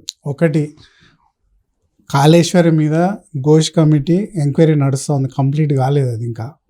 ఏది చేసినా కూడా ఇది నేషనల్ పార్టీ కాబట్టి రేవంత్ రెడ్డి ముఖ్యమంత్రి కానీ అందరి సమిష్టిగా ప్రైమా ఫేస్ ఉంటేనే, పగడ్బందీ ఉంటేనే చేస్తారు. ఏదో ప్రాంతీయ పార్టీలాగా ఏదో రాంగ్ అని చెప్పి దాన్ని బుక్ చేసి లోపలేయాల్సిన అవసరం లేదు. ఎందుకంటే ఇప్పుడు ఒక ఐఏఎస్ ఆఫీసర్ కంప్లైంట్ చేస్తేనే పొలిటికల్ వెండేటా లేకుంటే కక్షతోటి చేస్తున్నారని మొత్తుకుంటున్నారు రోడ్డు మీద పడి బావబామర్దులు ఇద్దరు. అందు గురించే క్లియర్ కట్గా ఎంక్వైరీ అయిన తర్వాతనే, దాంట్లో ఎవిడెన్స్ కలెక్ట్ చేసిన తర్వాతనే అరెస్ట్ అయినా ఉంటుంది. ఇది స్టార్టింగే కాబట్టి దీని తర్వాత ఫోన్ ట్యాపింగ్ వస్తుంది, తర్వాత కాళేశ్వరం వస్తుంది, రింగ్ RRR వస్తుంది, ఇంకెన్నెన్నో ఉన్నాయి, అన్నీ వస్తాయి. వెబ్ సిరీస్ లాగా 1, 2, 3, 4 అన్నీ విత్ ఎవిడెన్సెస్ తోటి వస్తాయి. ఇవన్నీ వచ్చే లోపలే రేవంత్ రెడ్డి గారిని అరెస్ట్ చేస్తారని చెప్పి జగదీష్ రెడ్డి గారు మాజీ మంత్రి చేయమని చెప్పరాదండి. ఎవడొద్దు, మీరు ఉన్నప్పుడే ఏం పీకలేదు ఆయనది. 50 లక్షలతోటి చేసిందని చెప్పి దొంగ అది ఇది అన్నావు కదా. 10 ఏళ్ళు ఏం పీకినావు? ఎంటిక కూడా పీకలేను. పీకేది ఉంటే ఎప్పుడో పీకుతుంటేవి. అది యాక్చువల్గా ఫాల్త్ కేసు అది. ఆ రోజు చంద్రబాబు నాయుడు కానీ లేకుంటే రేవంత్ రెడ్డి కానీ ఫాల్స్ కేసు ఉంటే 10 సంవత్సరాలు నిన్ను ఓడాపిండు. అప్పుడే ఏం పీకలేదు, నువ్వు ఇప్పుడేం పీకుతావు ఇంకా. ఆ కేసు కాకపోయినా ఇప్పుడు రీసెంట్గా కేటీఆర్ గారు కంప్లైంట్ చేశారు. మున్సిపల్ శాఖ నుంచే కొన్ని స్కీమ్స్ దగ్గర నుంచి డబ్బులు డైవర్ట్ చేశారు, వాళ్ళు బావమర్ది కంపెనీకి ఇచ్చారని కంప్లైంట్ చేసేసారు. చేసుకోమని చెప్పరాదండి, ఏది ఉంటే కేసులో రేవంత్ రెడ్డి గారు కూడా జైల్లోకి వెళ్తారని చెప్తున్నారు. ఎవరు చేస్తారంట? Central government. వీళ్ళు గవర్నమెంట్లు ఉన్నారా? సెంట్రల్ గవర్నమెంట్ సెంట్రల్ సిబిఐకి కంప్లైంట్ చేశారు. సెంట్రల్ గవర్నమెంట్ విజిలెన్స్ కంప్లైంట్ చేసుకోమని చెప్పు. వాళ్ళ బావమర్దికి ఇచ్చిందా లేకుంటే ఇంకెవరికి ఇచ్చిందా, మీ బావమర్దికి ఇచ్చిందా, చేసుకోమని చెప్పండి. అన్నీ వీళ్ళకి ఎట్లా అలవాటు అయిపోయిందంటే గత 10 సంవత్సరాల్లో ఒక సెంటిమెంట్ తోటి ఒక ఆంధ్ర వాళ్ళని తిట్టి వాళ్ళు చెప్పిందే వేదం అన్నట్టుంది. ఇప్పుడు అందరికీ నీళ్ళకు నీళ్ళు, పాలు అందరికి తెలిసిపోయింది. తెలంగాణ పేరు మీద ఎమ్మెల్యేలు, కేసీఆర్ ఫ్యామిలీ ఏ విధంగా బాగుపడేది అందరికి తెలుసు. తెలంగాణ ప్రజలు ఎట్లున్నారో అట్లనే ఉన్నారు. నువ్వు ఊరికి పో, సిటీకి పో, ఎక్కడ పో. కాబట్టి వీళ్ళు చెప్పే అన్ని అబద్ధాలు. రసమయ బాలకృష్ణ గురించి మీకు తెలుసు, సింగర్, మాజీ ఎమ్మెల్యే. గతంలో ఆయన ఒక పాట పాడి ఒక మాట అంటే అసలు ప్రతి ఒక్కరు లేచి ఆడేవాళ్ళు. మొన్నవాడు కరీంనగర్లో మీటింగ్ పెడితే ఒక్కడన్నా ఆ పక్కనున్నాడు అంటాడు వీళ్ళే కోట్లు సంపాదించారు నాయన మన పేరు పెట్టుకొని తెలంగాణ సెంటిమెంట్. కాబట్టి వీళ్ళు ఏది చెప్పినా ప్రతి ఒక్కటి అనాలిసిస్ చేస్తారు పబ్లిక్. కానీ తెలంగాణ ప్రజలు చాలా తెలివివంతులు, వీళ్ళు చెప్తే ఎవరు నమ్మేటానికి. కానీ బీఆర్ఎస్ పార్టీ వాళ్ళని పక్కన పెడితే వి ప్రకాష్ గారు అలాగే ఎన్ఐ గారు వీళ్ళందరూ ఏమంటున్నారంటే చంద్రబాబు నాయుడు గారు ఈయన్ని చేత ఇక్కడ చేపిస్తున్నారు ఇవన్నీ అని చెప్పి ఈ మధ్యకాలంలో బాగా వాళ్ళు చెప్తూ ఉన్నారు సమాజానికి. ఎవిడెన్స్ చూపించచ్చు కదా. చంద్రబాబు నాయుడు చెప్తే ఈ కేసులన్నీ కూడా చంద్రబాబు నాయుడు గారు చెప్తేనే, చంద్రబాబు నాయుడు చెప్తేనే ఈయన కేటీఆర్ డబ్బులు పంపించిండా? ఈ రేసు చంద్రబాబు నాయుడు చెప్తేనే చేసిండా? ఈ రేసు చంద్రబాబు నాయుడుదే కదా. కేటీఆర్ ఎందుకు చెప్తారు? నేను ఒకటి చెప్తున్నాను, కేటీఆర్ ఏమన్నాడు? చంద్రబాబు నాయుడు మీ బాస్ చెప్పిండు 2001లో చేద్దాం అనుకున్నాడు, చేయలేకపోయినా కానీ నేను చేసిన అంటే చంద్రబాబు నాయుడు చెప్తే చేసిండా అయినా? మరి చంద్రబాబు నాయుడు చేస్తే ఈ రేజ్ చేసిండా మరి హైదరాబాద్లో? దానికి చెప్పండి. దానికి సరే రేవంత్ రెడ్డి గారు చంద్రబాబు నాయుడు ఎట్లా చెప్తే అంటున్నా, ఒక ఎవిడెన్స్ చూపియండి. అసలు ఇప్పుడు ఈ కేసులన్నీ కూడా చంద్రబాబు గారు చెప్తే ఆయనకేమొస్తుంది? ఇక్కడ చేపిస్తే ఆయనకేమొస్తుంది? రాజకీయపరమైనటువంటి లబ్ధి భవిష్యత్తులో ఉంటుంది. రేపు ఒకవేళ లబ్ధి ఉంటే బీజేపీ, టీఆర్ఎస్, టీడీపీ కలిసే అవకాశం ఉంటుంది. కానీ కాంగ్రెస్, బీజేపీ, టీడీపీ కలిసే అవకాశం లేదు కదా ఇక్కడ.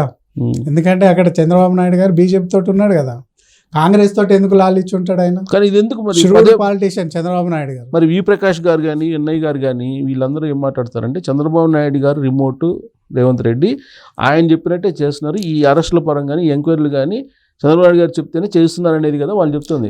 పార్టీ పరంగా వేరే వాళ్ళు చెప్పడం వేరు. బట్ విన్నయ్ గారు, ఈ ప్రకాష్ లాంటి వారు విన్నయ్ గారు కానీ ప్రకాష్ కానీ తొక్క తోలు కూడా తెలియదు చంద్రబాబు నాయుడు గురించి. వాళ్ళకి ఏమైనా తెలుగుదేశం పార్టీకి వాళ్ళకి ఏముందో తెలియదు, కానీ ఏమైనా చంద్రబాబు నాయుడు తిట్టుడు తప్పుడు. కానీ ఆయన ఈ విషయంలో చంద్రబాబు నాయుడు చెప్తేనే రేవంత్ రెడ్డి ఇది చెప్పమని చెప్పండి. ఏం ప్రకాష్ గారికి ఏం తెలుసు? ఆయనకు ఏదో పెద్ద మేధావిలాగా ఫీల్ అవుతాడు ఆయన. విన్నయ్ గారు ఒక ఉద్యమకారుని కేసీఆర్ ఏం చేసినా మీ అందరికి తెలిసిన విషయమే. కాబట్టి ఏదో మేధావుల ముసుగులో వీళ్ళంతా ఇష్టం వచ్చినట్టు ఏది వస్తే అది చెప్పడం, పబ్లిక్ ఏది చెప్తే విన్నారనడం. తెలంగాణ మూమెంట్లో మీరు ఏది చెప్తే విన్నయ్ గారు కానీ ప్రకాష్ గారు కానీ ఏది చెప్తే అది విన్నారు. ఇప్పుడు మీరు ఏది చెప్పినా ఈయన పరిస్థితిలో ఎవరు లేరు. కానీ ఇవాళ పాసం యాదగిరి లాంటి సీనియర్ జర్నలిస్ట్ కూడా ఇదే వాయిస్ వినిపిస్తున్నారు కదా. పాశం యాదవ్ గారు ఏం చెప్పారు? జర్నలిస్టు మొన్న చూసిండ్రా? మొన్న గత 15 రోజుల నుంచి పాశం యాదవ్ గారు ఏం మాట్లాడుతారో మీరు చూసిండ్రా ఈ మధ్యలో? కాబట్టి ప్రతి ఒక్కరికి కూడా ఒక ఎజెండా ఉందండి. మేధావి ముసుగులో కొంతమంది మాట్లాడుతూ ఉన్నారు. ఏమంటారు? నేను క్యాచ్ చేయలేదు. రేవంత్ రెడ్డి గారు మంచిగానే చేస్తున్నారు కదా. 9 మందిలో ఆయన కూడా ఉన్నారు కదా. 9 మంది ఏదైతే ఉద్యమకారులు ఉన్నారో, మేధావులు ఉన్నారో, ఆయన కూడా ఉన్నాడు కదా. 9 మంది లెక్క? 9 మందే కదా. వీళ్ళంతా అంటే మేధావుల కింద మీరు 9 మందిని ఎట్లా లెక్కేశారు? మేధావులు కాదు, ఎవరైతే ఉన్నారో ఇప్పుడు 9 మందికి ఇచ్చింది కదా. ఏది మన ఆయన పేరేం పేరు, అశోక్, సుద్దాల అశోక్కి, కౌలు కళాకారులకి 9 మందికి ఆనర్ చేసింది కదా ముఖ్యమంత్రి. సో అందులో ఉన్నారు. కాబట్టి ప్రతి ఒక్కరికి ఏదో ఒక ఎజెండా ఉంటుంది, దాని లైన్ తీసుకొని చేస్తుంటారు. విన్నయ్ గారికి నేను ఈరోజు అడుగుతా ఉన్నా, చంద్రబాబు నాయుడు గురించి ఏం తెలుసని, ప్రకాష్కి ఏం తెలుసని, ఏదో ఇష్టం వచ్చినట్టు ఆంధ్ర అని ఒక ముద్ర వేసి ఆయన ఏం చెప్తే అది చేస్తాడని. మా ముఖ్యమంత్రి గారు ఎప్పుడో చెప్పిండు సహచరుడు అని చెప్పిండు. మేము కలిసి పనిచేసినాం అనేది ముఖ్యము. ఆయన పార్టీ వేరు, ఈయన పార్టీ వేరు. ఆయన ఎప్పుడో కాంగ్రెస్కి వచ్చేసిండు, ఆయన ఎజెండా ఆయనకు ఉంది, ఆయన దిష్టానం ఉంది. ఆయన చెప్తే వినాల్సిన అవసరం రేవంత్ రెడ్డి గారికి ఎందుకు ఉంటుంది? ఇవాళకి కూడా కేసీఆర్ గారు తప్ప తెలంగాణకి సరైనటువంటి లీడర్ లేరు, ఆయనే తెలంగాణ సమాజానికి మేలు చేస్తారు అనేటువంటి భావాన్ని వీళ్ళు తీసుకెళ్తున్నారు కదా. ఇప్పుడున్న మేధావుల గురించి నేను ఒకటే క్వశ్చన్ ఇస్తాను. తెలంగాణ వాళ్ళకు తిండి లేకుండా ఆత్మగౌరవం అని చెప్పి 100 సార్లు 10 ఏళ్ళు 20 ఏళ్ళు అదే చెప్పింది. మాకు ఆత్మగౌరవం ఎక్కువ, మాకు తిండి లేకుండా ఆత్మగౌరవం, మా తెలంగాణ మాకు కావాలి, మాకు కరెంటు లేకుండా తిండి లేకుండా మా బతుకు ఎక్కువ అన్నారు కదా. ఆత్మగౌరవం 10 ఏళ్ళు ఎక్కడ వండుకుందండి? బానిసలాగా చూసారు. ఏదైతే గద్దర్ గారిని 3 గంటల సేపు 4 గంటలు ఎండలు నిలబెట్టి అప్పుడు ఆత్మగౌరవం ఎక్కడ పోయింది? కేసీఆర్ అంత పెద్ద నాయకుడు అయితే ఎందుకు గౌరవించలేదు? ఏ కవులను కళాకారుని ఆయన ఉద్ధరించిండు. అందశ్రీ గారిని జనని జయ జయ తెలంగాణ పాటని అప్పుడు ఉద్యమప్పుడు ఎంత ఉపయోగించుకున్న కేసీఆర్ గారు. మళ్ళీ వచ్చిన తర్వాత అది జాతీయ గీతంగా ఎందుకు పెట్టలేదు? రాష్ట్ర జాతీయ గీతంగా ఎందుకు పెట్టలేదు అంటున్నా. ఆత్మగౌరవం అనేది తెలంగాణ వాళ్ళకు ముఖ్యమని చెప్పి సోకాళ్ళు మేధావులంతా అన్నారు కదా. 10 ఏళ్ళు ఎక్కడ పోయింది? ఒక్క యూనియన్ లేదు. ఆర్టీసీని నలిగి పడేసిండ్రు. ఏ ట్రేడ్ యూనియన్ లేదు, ఏ యూనియన్ లేదు. ఎవ్వరు కూడా ధర్నా చౌక్ను కూడా ఎత్తేసినటువంటి పరిస్థితులు ఉన్నాయి కేసీఆర్ గవర్నమెంట్లో. ఆ రోజు ఎక్కడ పోయింది ఆత్మగౌరవం అంతా? ఆ రోజు పెద్ద నాయకుడు అయినప్పుడు ఒక నియంతలాగా పరిపాలన జరిగింది 10 సంవత్సరాలు.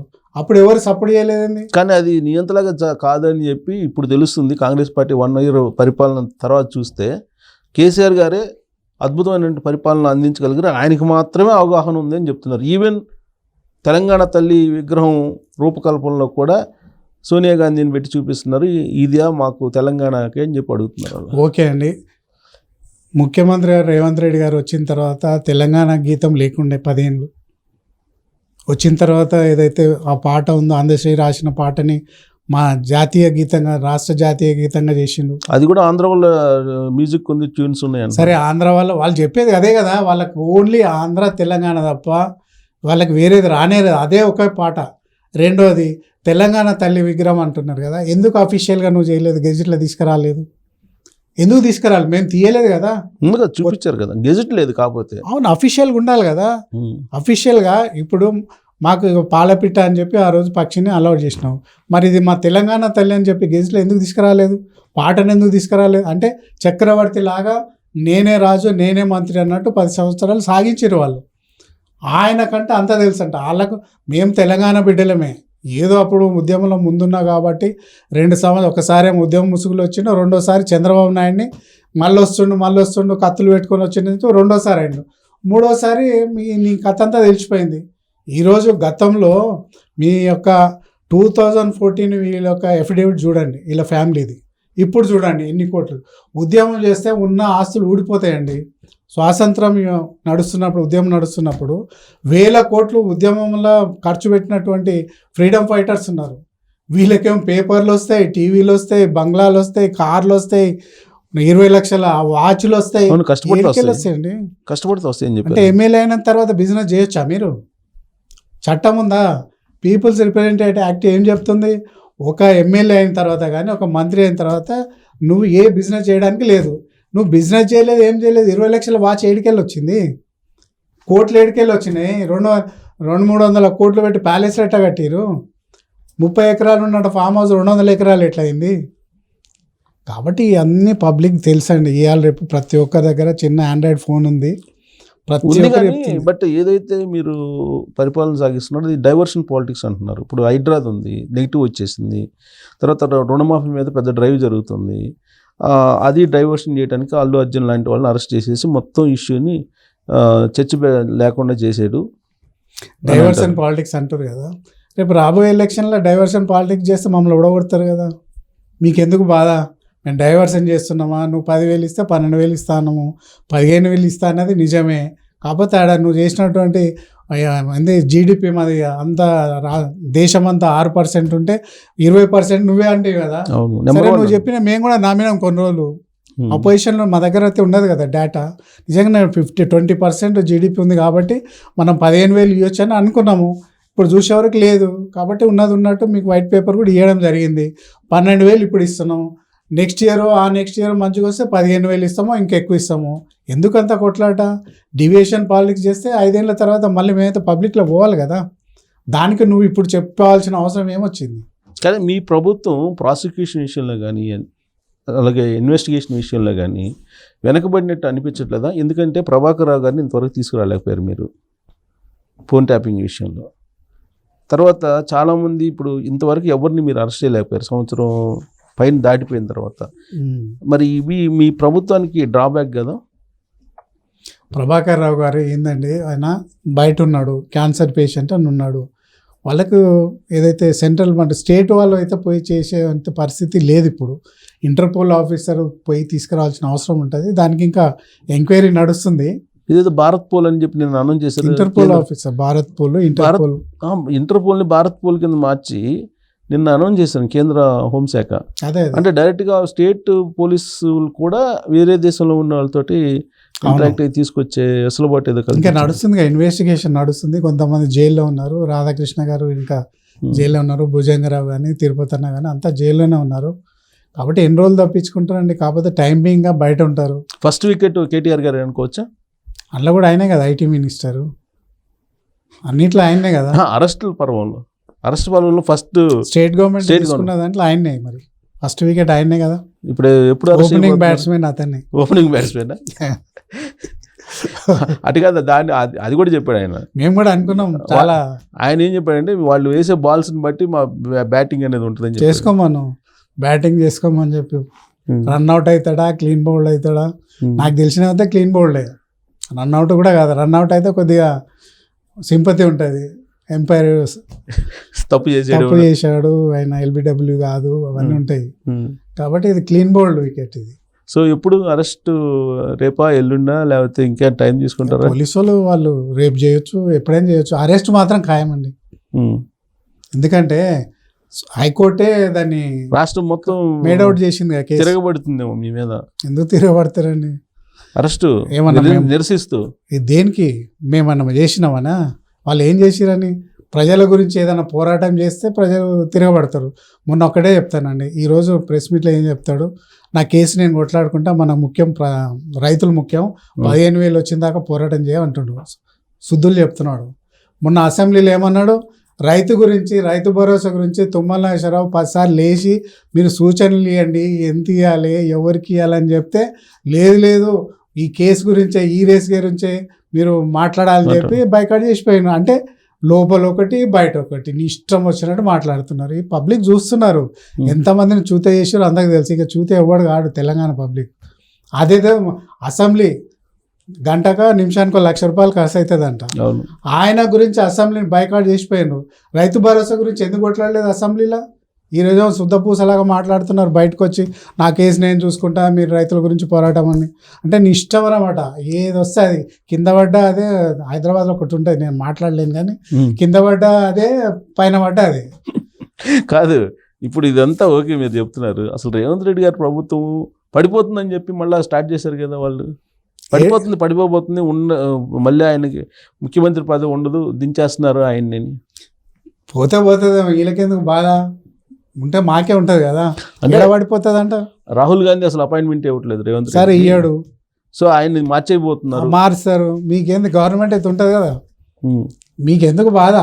రేవంత్ రెడ్డి ఉంటేంది, నీకు ఇంక XYZ ఉంటేంది. నీది మాత్రం కేసు క్లియర్ కట్ మేడౌట్ అయింది కాబట్టి నీది నువ్వు చూసుకో. పబ్లిక్లో నువ్వు చెప్పాల్సిన అవసరం లేదు. పబ్లిక్ ప్రజలకు అందరికి తెలుసు, రచ్చబండ మీద కూర్చున్న వాళ్ళు ప్రతి ఒక్కరికి తెలుసు ఏం జరుగుతుంది అనేది. నీకు నాకు తెలియనట్టు విషయాలు వాళ్ళకి తెలుసు. కుట్ర జరుగుతుందా రేవంత్ రెడ్డి ప్రభుత్వాన్ని పడగొట్టేటువంటిది? అన్నారు కదా 16 రోజులు అన్నది, రాగానే 16 రోజులకి 20 రోజులు ఉండదని చెప్పి ఒకడు. ఇప్పుడు వచ్చిన 10 మంది ఎమ్మెల్యేలను కూడా ఎందుకు తీసుకోవాల్సి వచ్చింది? మీరు ఇటువంటి లూజ్ టాక్ చేసినందుకే వాళ్ళు వచ్చిండ్రు మన దగ్గరికి. 16 రోజులలో పోతుంది, 20 రోజులలో పోతుంది, 3 నెలలు ఉండదు అని చెప్పిండ్రు. ఈరోజు ఏమైంది? నీకు నువ్వే చూసుకుంటా. నీ దాంట్లోకి వెళ్ళి ఎంతమంది పోతారో చూసుకో ఫస్ట్. మన్మోహన్ సింగ్ గారు చనిపోయిన తర్వాత జరిగినటువంటి అంత్యక్రియల్లో రాహుల్ గాంధీ గారి పక్కనే రేవంత్ రెడ్డి గారు కనిపించారు. అవును. దాంతో ఇప్పటి వరకు బీఆర్ఎస్ పార్టీ వాళ్ళు కానీ లేదంటే కొంతమంది చేసినటువంటి కామెంట్స్, రాహుల్ గాంధీ అపాయింట్మెంట్ ఇవ్వలేదు, అక్కడే ఆయన చీటీ జినిగిపోతుంది త్వరలో, ఇవన్నిటికి ఫుల్ స్టాప్ పడినట్టు ఆ ఇండికేషన్. నేను ఇంతకుముందు చెప్పిన ప్రాంతీయ పార్టీలు ఒకటే ఎజెండా ఉంటుంది అలా, గల్లపెట్టే నింపుకోవడం. నేషనల్ పార్టీ కాబట్టి 29 రాష్ట్రాలు ఉన్నాయి కాబట్టి ఎన్నో ఉంటాయి. ముఖ్యమంత్రి గారు ఢిల్లీకి పోయినప్పుడు కలవాల్సిన అవసరం లేదు కదా. గడ్కరీనో ప్రైమ్ మినిస్టర్నో హోమ్ మినిస్టర్నో కలుస్తాను పోతాడు.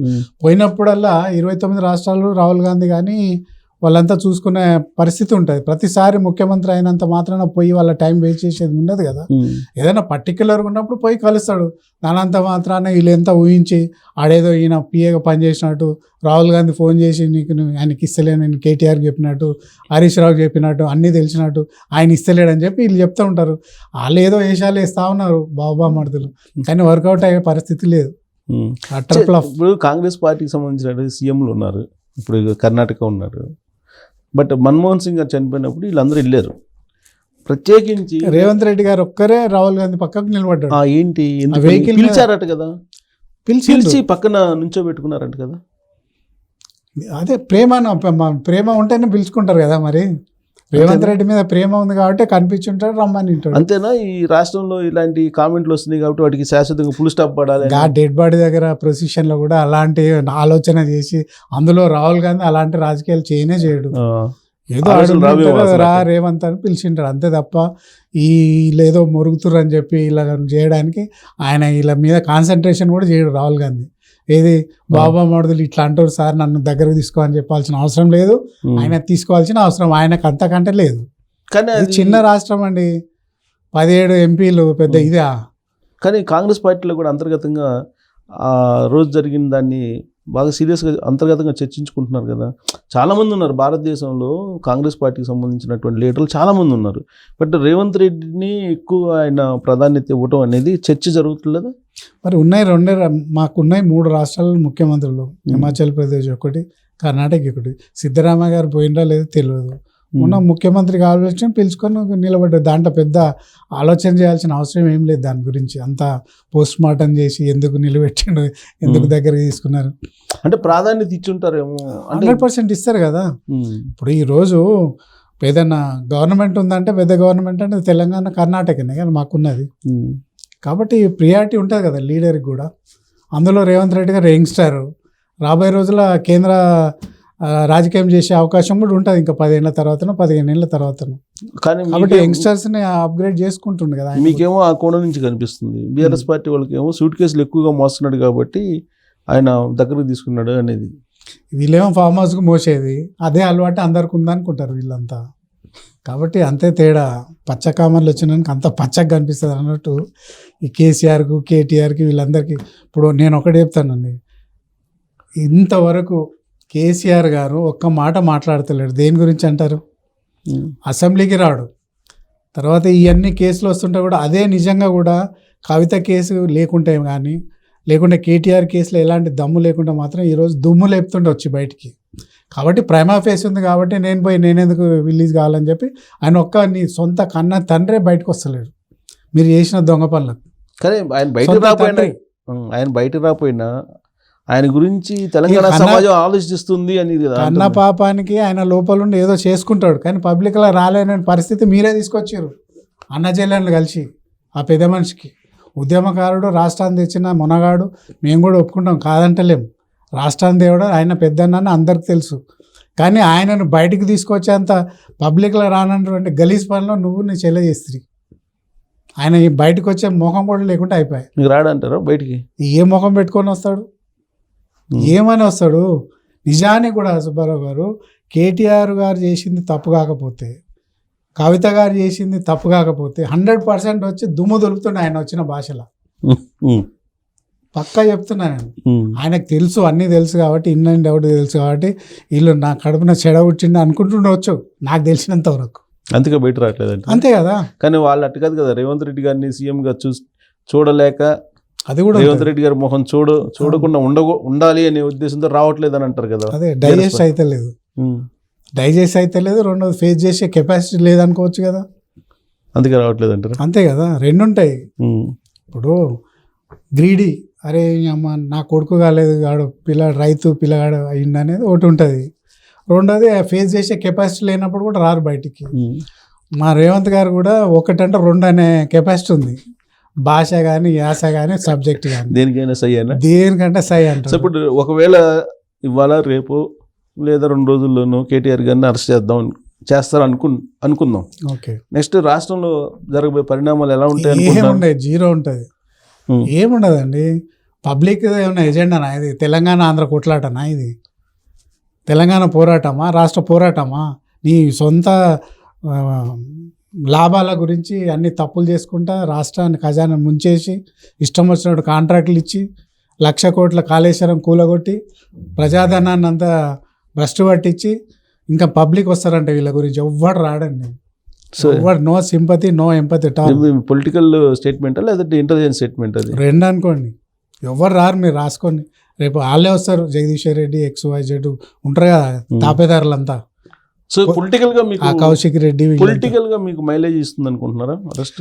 పొలిటికల్ గా ఉంటుందా లేదా మాకు అనవసరం. నువ్వు తప్పు చేసినావు, ఏజెన్సీ ఇన్వెస్టిగేషన్ చేస్తుంది, నువ్వు కోఆపరేట్ చేయాలి. లా అబైడింగ్ సిటిజన్ అంటావు, రోడ్డు మీదకి వచ్చి లా ఇన్వెస్టిగేషన్ చేస్తుంటే నువ్వు కోఆపరేట్ చేయవు. ఇది ఎక్కడి నువ్వు సిటిజను? ఇటు ఓసారి నీ ఇష్టం వస్తేనేమో లా గురించి మాట్లాడతావు, నీ ఇష్టం లేకపోతే లా అంతా వేరే అంటావు. ఒకటి చెప్తాను, నిన్న హైకోర్టు ఇచ్చినటువంటి జడ్జిమెంట్ చూసిన తర్వాత లొట్టపీస్ కేసు అంటావా? అంటే లొట్టపీస్ కేసు ఉంటేనే లక్ష్మణ్ గారు నీకు మేడౌట్ చేసిండ్రు ఆ పాయింట్లన్నీ ప్రైమా ఫేస్ ఉందని. అంటే అంత ఆహమా నీకు లొట్టపీస్ కేసు? అంటే గలీజ్ పదం మా తెలంగాణలో అది లొట్టపీస్ గాడంటే. అంటే ఒక దిక్కేమో లా అబైడింగ్, నేను జడ్జి గారిని నేను గౌరవిస్తాను, లాని గౌరవిస్తాను, అన్నిటిగా లా అబైడింగ్ సిటిజన్ అంటావు. ఓ దిక్కేమో లొట్టపీస్ కేసు అంటావు. అంటే నువ్వే జడ్జివా? ఇప్పుడు ఇది కూడా ఇలాంటి వ్యాఖ్యలు కూడా 100% వస్తుందండి. నీకు భావాలు నీ యొక్క ఇంకొకటి చెప్తానండి, సబ్జుడిషియల్లో ఉన్నప్పుడు ప్రెస్ మీట్ పెట్టకూడదు. ఒక అక్యూజ్డ్ నీవు ఇచ్చినటువంటి పేపర్లు ఇష్టం వచ్చినప్పుడు రాయించడు, ఆర్టికల్ రాయించడు, టీవీ ఛానల్ ఇష్టం వచ్చినప్పుడు ప్రెస్ మీట్లు పెట్టించుడు, నీ యొక్క దగ్గర ఉన్నటువంటి నీ షాగిర్దిగాళ్ళతో ప్రెస్ మీట్లు పెట్టించుడు. ఇదంతా కూడా రేపు అన్నీ వస్తాయి. రేపు ఏదైతే ట్రయల్ స్టార్ట్ అవుతుంది కదా, ఇవన్నీ కూడా ఎవిడెన్స్ కిందకి వస్తాయి ఇవన్నీ. ఇప్పుడు కేసు అంటే ఆ మధ్యకాలంలో కవితని ఈడీ అరెస్ట్ చేసినప్పుడు ఈయన ఈడీని ఇంట్లోకి రానివ్వకుండా అడౌట్ చేశాడు. దాని ఇంపాక్ట్ కూడా ఉంటుందా? 100% ఉంటుందండి. నీ బిహేవియర్ ప్రతి జడ్జి కూడా మానవుడే కదా, అందరు కూడా చూస్తారు కదా నీ క్యారెక్టర్ క్యాలిబర్ ఏందో అందరు చూస్తారు. ఇవన్నీ కూడా రేపు కన్సిడరేషన్ వస్తాయి. ఇవన్నీ కూడా అంటే జడ్జి కాదు, అప్పట్లో ఈడీ అధికారులని ఈయన నువ్వు కొంచెం ఏం చేసిండ్రు అగ్రెసివ్గా చేశారు కదా. అగ్రెసివ్గా చేసిండ్రు, వాళ్ళ మీదకి పోయిండ్రు. కేసు అయింది బంజారాస్ పిఎస్ల తర్వాత వాళ్ళు ఈడీ వాళ్ళు కంప్లైంట్ ఇస్తే సిబిఐ వాళ్ళు ఈడీ వాళ్ళు ఈడీ వాళ్ళు వస్తే వాళ్ళ కంప్లైంట్ ఇస్తే కేసు కూడా బుక్ అయింది కదా బంజారాస్ పిఎస్లో. అవును. కాబట్టి ఇవన్నీ కూడా సబ్జుడిస్లు ఉన్నప్పుడు ప్రెస్ మీట్ పెట్టకూడదు. ఉమ్. తర్వాత నీ పేపర్లో ఇష్టం వచ్చినట్టు ఆర్టికల్ రాపిస్తావు. అవన్నీ కూడా రేపు కన్సిడరేషన్ వస్తాయి సో ట్రయల్. అంటే మీ కాంగ్రెస్ వాళ్ళ భాషలో చెప్పాలంటే కేటీఆర్ గారి పాపం పండినట్టేనా? పాపం పండినట్టయింది, పండిందా? పక్కా. Okay, thank you. చూద్దాం, మీరు పాపం పండింది అంటున్నారు. ఆ పాపం ఎంత పండింది ఏంటి అనేది 2-3 రోజుల్లో తెలిసిద్ది అంటున్నారుగా. అరెస్ట్ చేస్తారా ఇప్పటికైనా, లేదంటే చేస్తాం జరుగుతుందని అంటారా? ఇంకా నోటీసులు గిటీసులు ఏముండయి, డైరెక్ట్ అరెస్టేనా? అయిపోయినాయి కదా, అన్ని నోటీసులు అయిపోయినాయి, అంత అయిపోయింది. ఆల్రెడీ ఎవరైతే కంప్లైంట్ ఇచ్చాడో వాళ్ళని కూడా ఆయన స్టేట్మెంట్ కూడా తీసుకోవడం జరిగింది. లాస్ట్లో ఈయనని తీసుకొచ్చారు కదా, ఎందుకంటే విఐపి అని చెప్పి. సో పక్కాగా ఈ ఎవిడెన్స్ తీసుకెళ్లి, ఈ ఇన్వెస్టిగేషన్ రిపోర్ట్స్ తీసుకెళ్లి ఈడీకి ఇస్తారు. ఈడీ వచ్చి ఎంట్రీ అరెస్ట్, అంతే తప్ప ఏసీబీ అయితే అరెస్ట్ చేసే అవకాశాలు ఉండవు అంటారు. ఏసీబీ అరెస్ట్ చేస్తుంది, అంతేనా? ఏసీబీ చేస్తుంది. అది నిజంగా ఏసీబీ చేస్తే రేవంత్ రెడ్డి గారి ధైర్యం ఉన్నట్టు. లేదు ఈడీ చేస్తే రేవంత్ రెడ్డి గారు నైస్గా నరేంద్ర మోడీ గారి చేత అరెస్ట్ చేయించారని చెప్పి బీఆర్ఎస్ పార్టీ వాళ్ళు అనుకుంటారు. నేను ఒకటైతే చెప్తా, ఏసీబీ చేస్తుందా ఈడీ చేస్తుందా, arrest is arrest, that's it. Okay, arrest ఖాయం. 100% ఏం చేస్తుంది అనేది చూద్దాం. Thank you very much. Thank you.